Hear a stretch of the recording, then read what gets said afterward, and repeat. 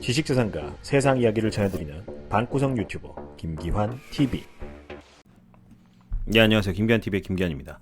K 컨텐츠를 살리는 저작권 상식 특강 그 15번째 시간으로서 건축 저작물의 종류 및 유형에 대해서 살펴보도록 하겠습니다. 건축 저작물 어떤 게 있을까요? 여러분들 이제 빠리빠리 하게 이제 돌아가는 머리로서 이제 떠오르는 것들이 있으실 건데 하나씩 좀 점검을 해 보도록 하겠습니다. 먼저 단독주택. 단독주택. 당연히 이제 건축 저작물이 될 수 있겠죠. 과거에는 사실 저도 이제 어렸을 적에 이런 형태의, 요즘은 이 표현 잘 안 쓰는데 이 얘기하니까 빵빵 터지는 친구들이 있던데, 2층 양옥집. 예. 2층 양옥집에 살아봤어요. 예. 그리고 이제 저 시대에는 저런 건축물이 많이 지어지던 시대에는 옆집에 그 스트리트에 있는 집들이 대부분 이렇게 생겼었습니다. 근데 오늘날은 이렇게 생긴 집들이 좀 많죠. 예, 신도시 이런 데 나가면은 특히 경기도 광주 이런 데 가면 다 이렇게 생겼어요. 그래서 이게 아무래도 이제 시대적인 트렌드를 좀 타는 것 같고요. 그리고 이제 미리 얘기를 드리면은 단독 주택은 저작물로 인정받기가 좀 쉽지 않다. 왜? 제가 이제 앞에 얘기를 드렸지만은 스트리트에 고만고만하게 생긴 애들이 쭉 있다고 그랬죠. 고만고만 하잖아요. 예, 차별성이 없잖아요. 그러면은 건축 저작물 안 돼요. 창의성, 남들하고 차별화되는 창의성이 충분히 있어야 된다. 시대 트렌드를 뛰어넘는 포인트가 있어야 된다라는 얘기를 드리고, 아파트, 오피스텔, 빌라 마찬가지입니다. 이것도 뭐 이제 좀 그나마 좋아 보이는 거, 좀 이 강 끼고 뭐 좀 달라 보이는 거 제가 이미지를 찾았는데, 보통 아파트 어떻게 생겼어요? 닭장같이 생겼잖아요. 오피스텔 어떡하지 생겼어요? 똑같이 닭장같이 생겼잖아요. 빌라 어떡하게 생겼어요? 작은 닭장같이 생겼잖아요. 안타깝게도. 예, 그러니까 이제 연도별로 시대별로 이게 디자인은 조금씩 다르겠지만은 그 시점에 지어진 빌라나 오피스텔이나 아파트는 대부분 비슷하게 생겼습니다. 그런 애들은 건축 저작물 아니다. 예, 건축물은 맞지만 건축 저작물 아니다.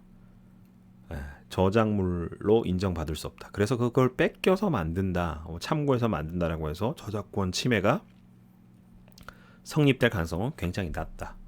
요거는 이제 뭐 추후 강의에서 상세하게 또 설명을 드릴 거고요. 오히려 이런 게 건축 저작물로 인정받을 가능성이 훨씬 크죠. 극장, 공연장 이런 거 자리 있어요? 안 많잖아요. 물론 소형 공연장 같은 경우는 대학로에 고만고만하게 생긴 게 몇 개 있습니다만, 우리가 생각하는 대부분의 극장은 시 단위로도 몇 개 없어요. 공연장도 몇 개 없어요. 이런 것들은 굉장히 웅장하게도 지으면서 굉장히 좀 희소성 있는 디자인, 차별화된 디자인, 상징성 있게 그 지역의 심볼로서 쓸 수 있도록 디자인은 굉장히 신경을 많이 쓰죠. 이런 부분을 좀 참고를 하시면 좋을 것 같고요. 이거보다 더한 게 예전 이제 시대, 이건 이제 이태리 밀라노 대성당인데, 제가 이태리 담당자 할 때 출장만 가면 여기를 꼭 갔었습니다. 그리고 이제 여기가 지금 잘려서 안 나오는데, 여기 이제 몰이 있어요. 여기 이제 테라스 있는 식당 가서 꼭 밥 먹고, 여기 위에 이제 천장이 보이거든요. 굉장히 웅장하게 이제 보이는데, 거기서 이제 꼭 젤라또 먹고 디저트로 그랬던 옛날 생각이 나네요. 코로나 이전에. 예. 아무튼 여기 이제 종교 시설.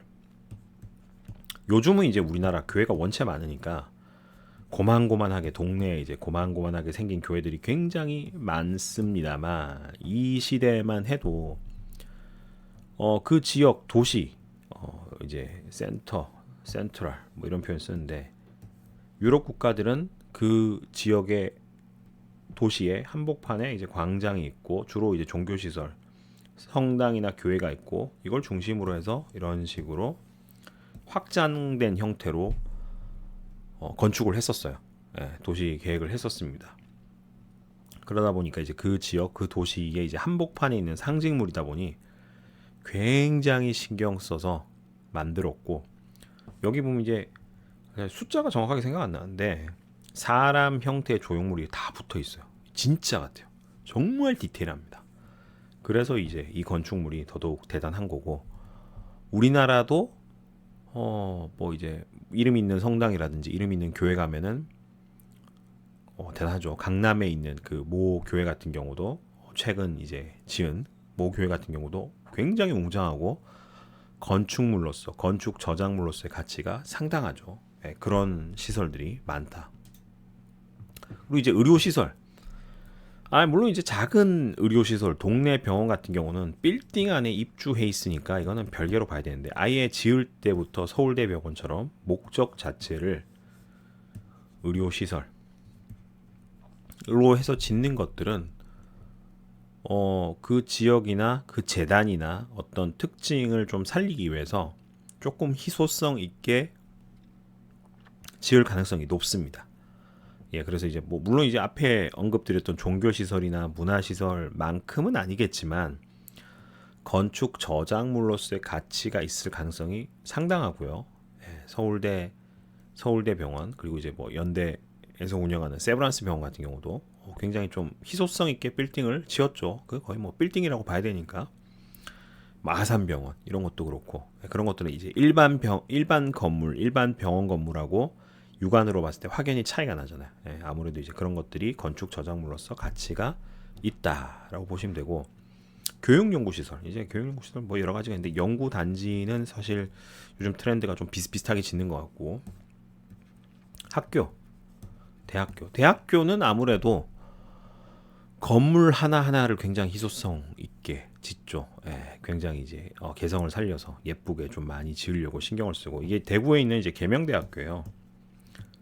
계명대, 계대라고 줄여서 부르는데, 이러면 이제 서울 사람들, 타 지역 사람들은 잘 몰라요, 사실. 근데 이 학교가 유명한 이유 중에 하나가 꽃보다 남자, 그 드라마도 여기서 촬영을 했고, 그 외에도 뭐 굉장히 많은 것들을 촬영했는데, 이 동감이라는 옛날 영화를 이 학교에서 촬영을 해요. 포스터에도 이 학교가 건물이 이렇게 나옵니다. 그 정도로 이 학교 건물이 당시에 전국에서 굉장히 희소성 있고 매력 있는 건물이었다. 이 건축물 자체가 저작물이다. 저작권 가치가 높다라고 보실 수 있겠죠. 그래서 지금도 이제 뭐 최근에 대학들이 건물을 새로 짓는다 그러면은 그런 것들 생각하고 100년, 뭐 100년 이런 것들, 100년대계 이런 것들을 생각해서 굉장히 좀 신경 써서 짓고 있는 추세입니다. 아직까지는. 업무 시설은 뭐 별거 아니고 오피스 빌딩. 이거는 사실 대부분 빌딩이 고만고만해요.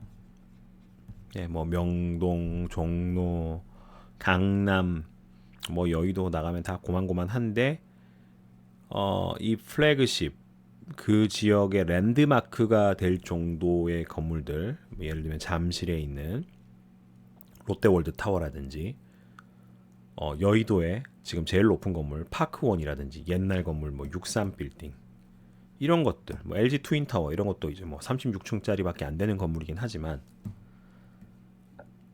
개성이 있잖아요. 이렇게 쌍둥이 빌딩 개성이 있게 생겼잖아요. 그런 것들은 저작물성 있어요.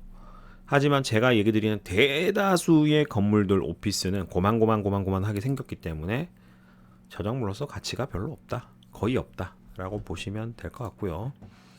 또 하나 비슷한 게 이 숙박시설, 특히 호텔, 프랜차이즈 호텔, 롯데호텔, 뭐 신라호텔 가면은 실내가 다 고만고만하게 생겼죠. 비슷하게 생겼어요.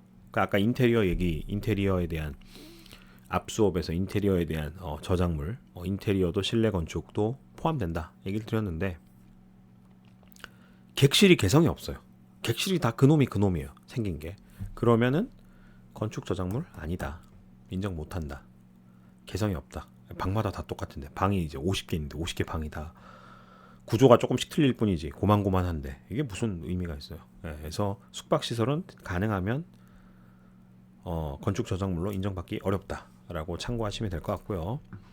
더한 거는 공장 창고시설. 이거는 거의 뭐 어떠한 목적을 위해서 만들다 보니까 뭐 거의 뭐 나쁘게 표현하면은 99%가 고만고만하게 생겼고, 재질도 고만고만하고, 뭐 실용성, 이런 걸 따지잖아요.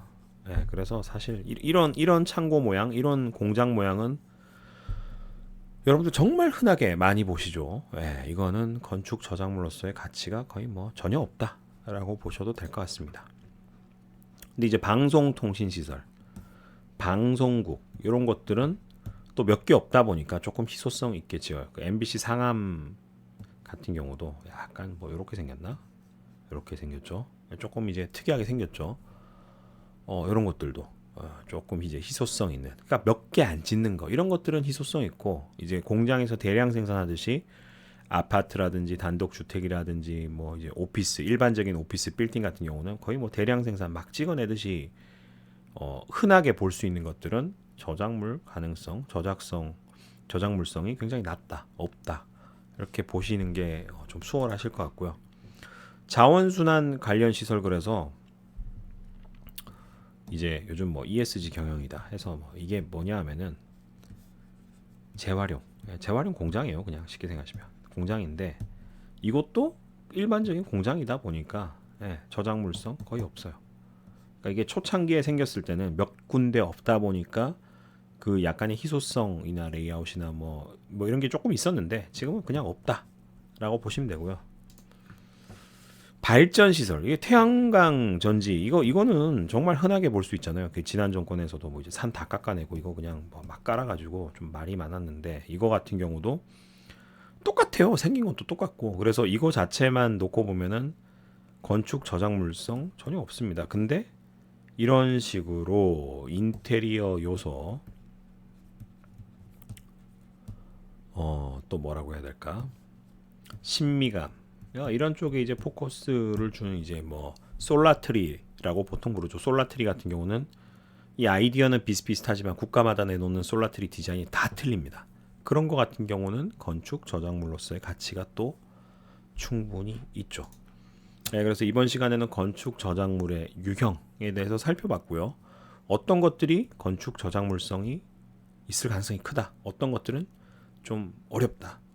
뭐 이 정도까지 이제 감 잡으실 수 있도록 사례 위주로 좀 보여드렸습니다. 다음 시간에 다시 찾아뵙도록 하겠습니다. 감사합니다. 지금 바로 김기한 TV 멤버십에 가입하여 발명가 지식재산 대중화에 함께하여 주십시오.